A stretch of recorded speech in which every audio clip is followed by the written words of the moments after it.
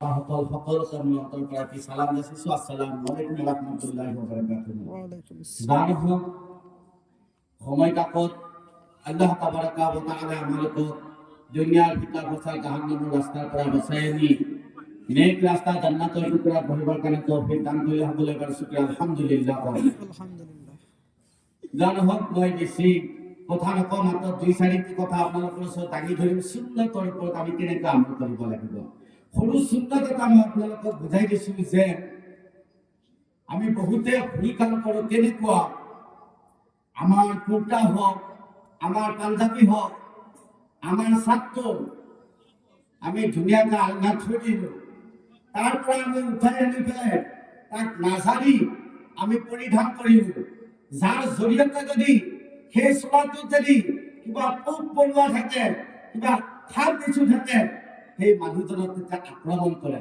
ইয়াৰ পৰা বাচিবৰ কাৰণে আল্লাহ নবী সাল্লাল্লাহু তাআলা আলাইহি ওয়াসাল্লামে আমাক এটা এনেকুৱা সংবিধান দিছে যে সংবিধানৰ জৰিয়তে আমি সেইবিলাক পোক পৰুৱাৰ পৰা বাচিব পাৰোঁ। কেনেকুৱা কৈছে, তুমি তাৰ পৰা চোলাটো আনি পেলাই তুমি ঝাৰা, 3 ঝাৰি পেলাই তুমি যেতিয়া পৰিধান কৰিবা এটা সুন্নত আদায় হ'ব আৰু 100 শ্বহীদৰ সব নামাই আল্লাহ দান কৰা হ'ব। আৰু এই বস্তুটো ইয়াতে আপোনালোকে আজি শুনক আৰু ঘৰত লৈ যাই ইয়াত আমল কৰক, তেনেহ'লে আপোনালোক কামিয়াবী হ'ব পাৰিব। ইয়াতে আমি আহিছোঁ কিবা শিকি পেলাই লৈ যাম আৰু তাৰ পৰা আমল কৰিম, তাৰ পৰা ফাইদা হৈ যাতে কিয়ামতৰ দিনা জান্নাতত যোৱা এটা জৰিয়া হয়। আমি জোতা পৰিধান কৰিম, জোতাটো আমি চাব লাগিব, জোতা আমি ঝাৰিব লাগিব, তাৰ পাছত আমি পৰিধান কৰিব লাগিব। জোতাটো বহু সময় থোৱা আছে, তাৰ হয়তো খাপ বেছি যিকোনো বস্তু সোমাই থাকিব পাৰে। আৰু এইটোৱে নবী কৰিম সাল্লাল্লাহু তাআলা আলাইহি ওয়াসাল্লামে 14 বছৰ আগত কৈ থৈ গৈছে, তোমালোকে এই জোতা ঝাৰা, ঝাৰি তুমি পৰিধান কৰা, কৰাৰ লগে লগে তোমাৰ সুন্নত আদায় হৈ গ'ল, 100 শ্বহীদৰ সব নামাই আল্লাহ দান কৰা। তুমি ঘৰৰ পৰা ওলালা, তোমাৰ বিবি, তোমাৰ মা, তোমাৰ বাবা তুমি সালাম দি ঘৰৰ পৰা ওলালা, সালাম দি যেতিয়া মই আহিলো বুলি তুমি ওলাবা, তোমাৰ মা বাবাই তোমাৰ কাৰণে দোয়া কৰিলে, তোমাৰ বিবি তোমাৰ কাৰণে দোয়া কৰিলে, এটা সুন্নত আমল হৈ গ'ল, 100 শ্বহীদৰ সব নামাই আল্লাহ পালো। আৰু ঘৰ মোৰ মা বাবা বা মোৰ পৰিয়ালৰ লগত এটা মহব্বত সৃষ্টি হৈ গ'ল। সুবহানাল্লাহ। কিন্তু আমি এই কৰ্মবিলাক নকৰোঁ। সৰু কথা দেখা, ৰাস্তায় দি গৈ আছে, এডাল কটা পৰি আছে, এই কটাডাল যদি আমি উঠাই পেলাই দিছো, পেলাই দিয়াৰ লগে লগে 100 শ্বহীদৰ সব নামে আল্লাহ দান কৰা হ'ল। আল্লাহ নবীৰ জামানাত দুইজনী হিন্দী এক ৰাস্তা দি যাই আছে, একজন হিন্দী কৈছে যদি মোহাম্মদৰ গোলামে ৰাস্তা দি গ'ল হয় তেনেহ'লে এই ৰাস্তাত কটা পৰি নাথাকিল হয়। তেতিয়া আনজনে সুধিছে কেনেকৈ মোহাম্মদৰ গোলামে ৰাস্তা দি গ'ল, কিয় কথা পৰি নাথাকিল হয়? কৈছে মুহাম্মদ ৰাসূলুল্লাহ সাল্লাল্লাহু আলাইহি ওয়াসাল্লামেৰ এইটো সংবিধান ৰাস্তায় দি যাই থাকিলে যদি কথা পৰি থাকে তেনেহ'লে তাকে যেন মুছলমানে পুতালি পেলাই দিব লাগে, সেইটো তেওঁলোকৰ সুন্নাত হয়। 100 শ্বহীদৰ সব নামাই আল্লাহ দান কৰা হয়। আমি নাজানো, কিন্তু যাৰ কাৰণে আমি তাৰ সেই সবৰ পৰা আমি বঞ্চিত। দেখাত সৰু বস্তুটো দায়াছো কথাটা পৰি আছে, পুতালি পেলাই দিয়াটো আমাৰ কি ডাঙৰ কথা। কৰবাৰ পৰা মানুহ এজন আহি আছে, চাউলৰ বস্তা হওক ধানৰ বস্তা লৈ আহিছে, সৰু সৰু অৱস্থা হৈছে, তাক যদি আমি লগতে ভাইজন আপোনাৰ বস্তাটোত পৰিব এনে বুলি যদি সহায় কৰি দিওঁ, আমি মানুহজনক ভাল পালা, আল্লাহ নবীৰ সুন্নত আদায় হৈ গ'ল, 100 শ্বহীদৰ সব নামাই আল্লাহ দান কৰিছে। দেখাত বস্তুবিলাক সৰু, এইবিলাক বস্তু আমি জানিব লাগে।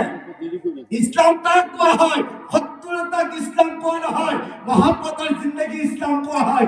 ইসলাম তাক কোৱা হয় এজনে আনজনৰ প্ৰতি ভাল ব্যৱহাৰ কৰা, ইজনে সিজনৰ প্ৰতি মহব্বত দেখুওৱা, তাৰ নাম ইসলাম হয়। ইজনে সিজনক বেয়া পোৱাটো, ইজনৰ কথা সিজনক বেয়াকে কোৱাটো, ইজনৰ বস্তু সিজনক বেয়াকে ব্যৱহাৰ কৰাটো, সেইটো ইসলামৰ বিৰোধিতা, সেইটো ইসলামে কেতিয়াও পছন্দ নকৰে।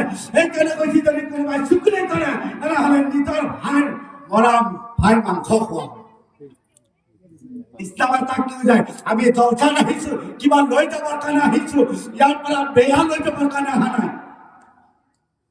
সেইকাৰণে মই অনুৰোধ কৰিছো, টাইম নাই ইনশাআল্লাহ চট দেখি মই হাদিছবিলাক মাতি থাকা মই বস্তুখিনি টোটালি ভাঙি দিছো যাতে আপোনালোকে কিবা লৈ যাব পাৰে সদায় আপোনালোকে বিসমিল্লাহৰ ওপৰত আমল কৰিব আৰু কাপোৰ পৰিধান কৰোঁতে সুন্নত মোতাবিক আপোনালোকে পৰিধান কৰিব বিসমিল্লাহ বুলি কাপোৰ আঘাতত আগে সোমাব তাৰ পাছত বাওঁ হাতত সোমাব বিসমিল্লাহ বুলি আগে আগ ভৰিখন জোতাত ভৰাই দিব পিছত বাওঁ ভৰিখন ভৰাই দিব সুন্নতৰ ওপৰত আমল কৰা হ'ব তাৰ পাছত এখন শহীদ ৰাষ্ট্ৰৰ নামবিলাক দান কৰা হ'ব প্যাৰা মুছলমান এইবিলাক সৰু সৰু সুন্নতৰ কাৰণে আমি জান্নাতত যাব পাৰিম হযৰত ওমৰ ৰাদিয়াল্লাহু তাআলা আনহু যেতিয়া আল্লাহ নবী সাল্লাল্লাহু আলাইহি ওয়াসাল্লাম মেৰাজত গৈছিল হযৰত ওমৰ সাত ডাঙৰ জান্নাত পাইছিল হযৰত ওমৰ কইছিল ওমৰ তুমি কি আমল কৰিছিলা কৈছিল মই এনেকুৱা কোনো মই আমল কৰিব পৰা নাই মাত্ৰ মিঠাইৰ ওপৰত এটা মাখি পৰি আছিল সেই মাখিটো মই আনি পেলাই মই এৰি দিছিলোঁ